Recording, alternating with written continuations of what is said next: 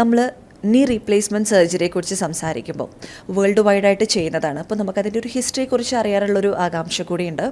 അതിൻ്റെ ഒരു success rate എത്രത്തോളമാണ്, അതിൻ്റെ ഇംപ്ലാന്റ് സർവൈവൽ റേറ്റ് എത്രത്തോളമാണ്?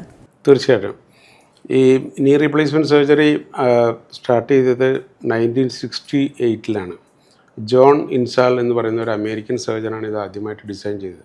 പക്ഷേ പഴയ ഡിസൈൻസ് എല്ലാം വളരെ പുവറാണ്.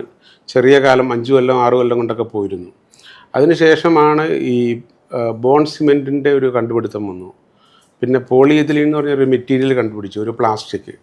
അതോടുകൂടിയാണ് ഈ നീ റീപ്ലേസ്മെൻറ്റ് റെവല്യൂഷനൈസ് ചെയ്തത്.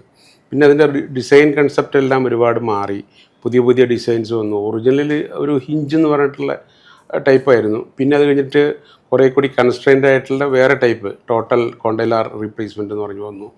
അതിനുശേഷമാണ് പിന്നെ ഈ നാവിഗേഷൻ, മിനിമലി ഇൻവേസീവ് സർജറി, അതിൻ്റെ ഇപ്പോൾ അത് അവസാനമായിട്ട് റോബോട്ടിക്സിൽ എത്തി നിൽക്കുന്നു. സർവൈവൽ എന്ന് പറഞ്ഞാൽ യൂഷ്വലി ഒരു 15 ഇയേഴ്സ് ഒക്കെയാണ് യൂഷ്വൽ സർവൈവൽ റേറ്റ് എന്ന് പറയുന്നത്. പക്ഷേ 25 ഇയേഴ്സായിട്ട് സർവൈവ് ചെയ്യുന്നവരുണ്ട്, 30 ഇയേഴ്സായിട്ടുണ്ട്. അതിന് ഒരുപാട് കാരണങ്ങളുണ്ട്.